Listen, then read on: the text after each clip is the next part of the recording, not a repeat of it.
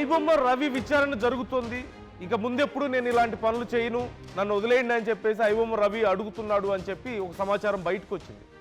కానీ ఆర్టీవీ ఇవాళ ఒక ప్రత్యేకమైనటువంటి కోణాన్ని ఇందులో ప్రస్తావించాలనుకుంటుంది. అదేంటి అంటే, గతంలో ఐబొమ్మ రవి చేసినటువంటి ట్వీట్ ఒకసారి నేను మీకు చూపించే ప్రయత్నం చేస్తాను. అది చూస్తే అసలు విషయం మీకు అర్థమవుతుంది. ఇక్కడ ఐబొమ్మ రవి మెయిన్ ప్లేయర్ కాదు. ఒక పెద్ద యుద్ధం జరుగుతుంది అనుకుంటే ఇక్కడ ఆ యుద్ధంలో ఐబొమ్మ రవి అనే వ్యక్తి ఒక చిన్న సిపాయి మాత్రమే. ఇక్కడ అసలు పిల్లర్స్ వేరే వాళ్ళు ఉన్నారు. ఇండస్ట్రీలోనే ఎవరైతే ఇండస్ట్రీకి నష్టం జరుగుతోంది అని చెప్తున్నారో వాళ్ళే అసలైనటువంటి నష్టాన్ని చేస్తున్నారా? ఇండస్ట్రీలో వాళ్ళే ఇంతకంటే పెద్ద స్కామ్కి పాల్పడుతున్నారా? ఐబొమ్మ రవి విషయాన్ని కేవలం పబ్లిసిటీ కోసం వాడుకుంటున్నారా అనే ప్రశ్నలు ఇక్కడ ఉత్పన్నం అవుతున్నాయి. దానికి ఒకసారి నేను ఆ ట్వీట్ని చదివి వినిపించే ప్రయత్నం చేస్తాను. అండ్ ఒకసారి మీ స్క్రీన్లో కూడా చూస్తున్నారు. Please give it to me PCR. ఒకసారి ఆ ట్వీట్ని నాకు ఇవ్వండి. ఒకసారి నేను ఆ ట్వీట్ చదువుతున్నాను. హియర్ వీ కెన్ సీ గతంలో ఐబొమ్మ రవి చేసినటువంటి ట్వీట్ అది. సో ఆ ట్వీట్ ఇక్కడ మీరు చూస్తున్నారు. మా టీం ముందే చెప్పింది మా మీద ఫోకస్ చేస్తే మేము మీ మీద ఫోకస్ చేయాల్సి వస్తుంది అని, కానీ మీరు మా మాట వినలేదు. మీరు ఏజెన్సీస్కి డబ్బులు ఇస్తున్నారు, కానీ వాళ్ళే మిమ్మల్ని తొక్కేసి మీకు నష్టం చేస్తూ చివరికి మా పేరు మీద వాళ్ళే ఈ బిజినెస్ చేస్తున్నారు అంటూ గతంలో ఐబొమ్మ రవి చేసినటువంటి ట్వీట్ ఇది. సో ఇక్కడ ఇది హైలైట్ అయింది. ఏది, మీరు మా మీద ఫోకస్ చేస్తే మేము మీ మీద ఫోకస్ చేస్తామని చెప్పేదాన్ని హైలైట్ చేశారే తప్ప అసలు విషయం ఏంటి? మీరు ఎవరికైతే ఏజెన్సీస్కి డబ్బులు ఇస్తున్నారో వాళ్ళే ఇవన్నీ చేసి మా పేరు వాడుకుంటున్నారు, మమ్మల్ని ఇక్కడ బ్లేమ్ చేసే ప్రయత్నం చేస్తున్నారు అని చెప్పి చెప్తున్నారు. అసలు మీరు ఆలోచించారా అని చెప్పి అడిగినటువంటి పరిస్థితి గతంలో. సో ఇక్కడ క్లియర్గా ఒకటే విషయం, ఐబొమ్మ రవి గతంలోనే చెప్పాడు, ఇండస్ట్రీలో కొంతమంది ఎవరైతే డబ్బులు ఇచ్చి ఏజెన్సీస్ నడుపుతున్నారో అవే ఏజెన్సీస్ ఈ దారుణాలకు పాల్పడుతున్నాయి. And at the same time ఈ ట్వీట్లో ఐబొమ్మ రవి మరొక విషయాన్ని కూడా క్లియర్గా చెప్పాడు. ఏంటంటే ఈ డేటా చోరీకి వాళ్ళు పాల్పడుతున్నారు, అది మేము బ్లేమ్ భరించాల్సి వస్తుంది అని చెప్పేసి కూడా చెప్పాడు.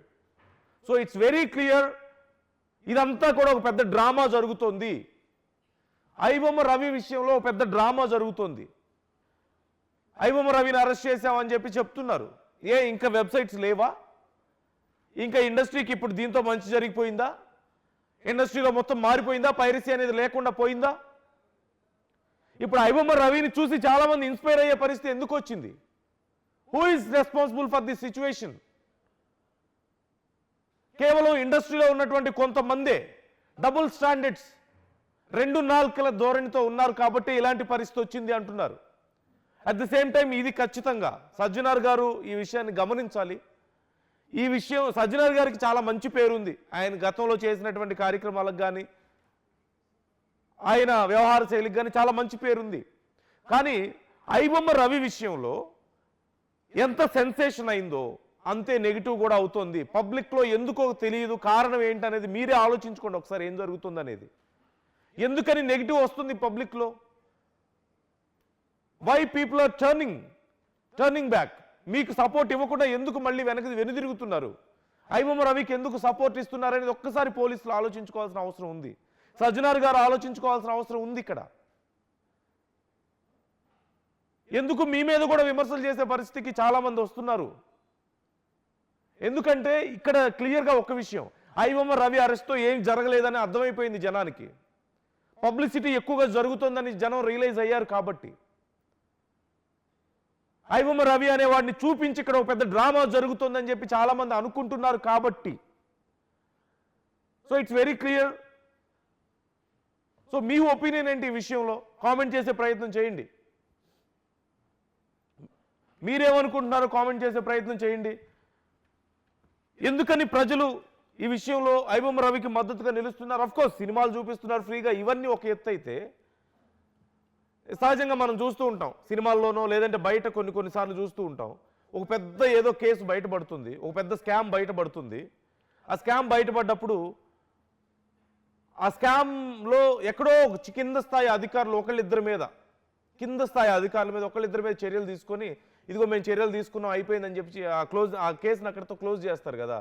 That's what exactly happening here also. IBomma Ravi కేవలం తెలుగు సినిమాలే ఎక్కువ చూపించాడు, అతని దగ్గర 50 లక్షల మంది డేటా ఉందంటున్నారు.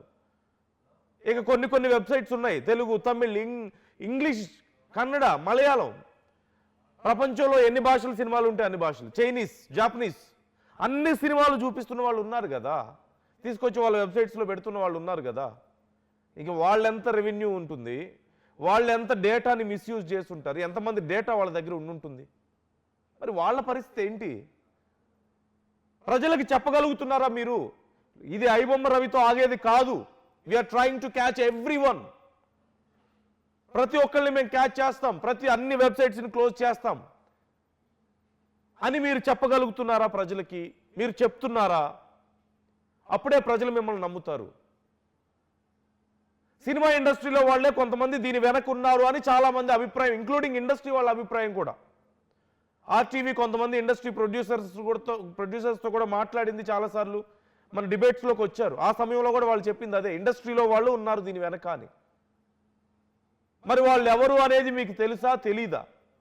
తెలిసి వదిలేస్తున్నారా, లేకపోతే మీకు అసలు ఇప్పటి వరకు తెలియలేదా?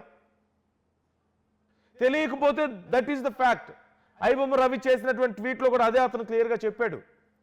ఇండస్ట్రీ వాళ్ళే దీని వెనక ఉన్నారు, ఇండస్ట్రీ వాళ్ళు ఏజెన్సీస్కి డబ్బులు ఇస్తున్నారు, ఆ ఏజెన్సీసే మా పేరు వాడుకొని వాళ్ళు చేయాల్సినటువంటి మోసాలన్నీ చేస్తున్నారు, నిజంగా డేటా చోరీ చేస్తుంది వాళ్ళే అంటూ అందులో క్లియర్గా ఐబొమ్మ రవి చెప్పాడు. And it seems like it's happening. ఇది ఐబొమ్మ రవి చెప్పాడు కాబట్టి నిజమైపోవడం లేదు, ఇండస్ట్రీ వాళ్ళు కూడా అదే చెప్పుకుంటున్నారు కదా బయట. అది మీ దగ్గరికి రాలేదా? వచ్చినా మీకు వినపడినట్లుగానే ఉన్నాయి అవన్నీ.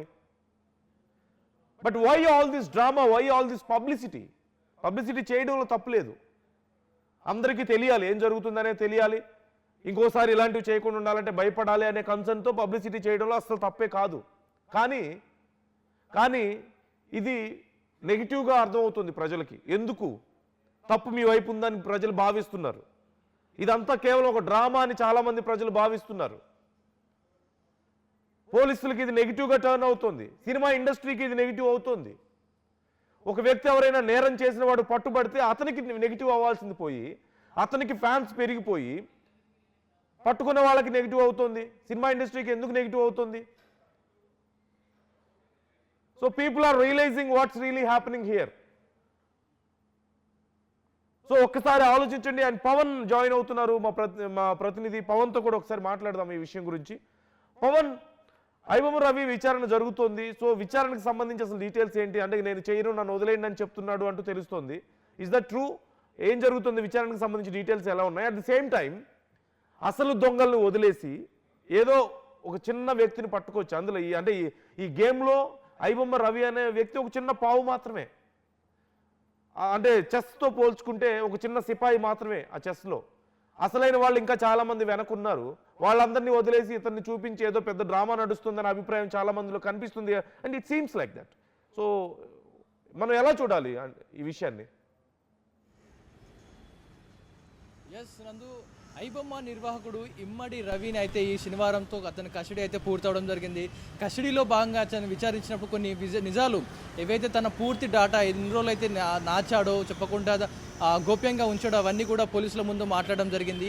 నేను ప్రతిసారి మీకు చెప్తూనే వస్తూ ఉన్నాను, దీని వెనక పెద్దవారి హస్తం ఉంది, నేను ఒక్కడనే ఇది కాదు అంటూ కూడా చెప్తా ఉన్నాడు. మెయిన్గా ఈ సినీ ఇండస్ట్రీలోనే మీలానే పెద్ద భూతం ఉంది, దాన్ని పట్టుకోండి. మీరు నన్ను పట్టుకోవడానికి, ఐబొమ్మ నిర్వాహకుడు ఐబొమ్మ వెబ్సైట్ని పట్టుకోవడానికి ఏజెన్సీలకు డబ్బులు ఇస్తున్నారు, కానీ వారు ఆ డబ్బులు తీసుకొని నా వెబ్సైట్ బ్లాక్ చేసి వారే ఒక వెబ్సైట్ని రన్ చేస్తూ ఉన్నారు. ఐబొమ్మ FF.in అని ఒక పేరుతో, ఒక ఫేక్ వెబ్సైట్తో నా పేరుని యూజ్ చేసుకొని, నా ఐడెంటిటీ యూజ్ చేసుకొని వారే ఐబొమ్మ వెబ్సైట్ని రన్ చేస్తూ ఉన్నారు. అందుకే ఆ రోజు నేను ఒక ట్వీట్ పెట్టాను, నా మీద ఫోకస్ చేస్తే మీ మీద ఫోకస్ చేయాల్సి ఉంటుంది. అంటే ఈ పెట్టిన ట్వీట్ ఏదైతే ఉందో ఇది పోలీసులకు కాదు, సినిమా ఇండస్ట్రీ పెద్దలకు పెట్టినట్టుగా కనపడుతూ ఉంది. ఏదైతే ఫోకస్ చేస్తానంటూ ఉన్నది, ఆ నోటీస్ ఏదైతే ఉందో అది సినిమా పెద్దవాళ్ళకి తగలాలని పెట్టానంటూ కూడా ఆయన చెప్పుకురావడం జరిగింది. అసలైన తొలి వెలుగు. ఫాలో వాట్సాప్ @తొలి వెలుగు official.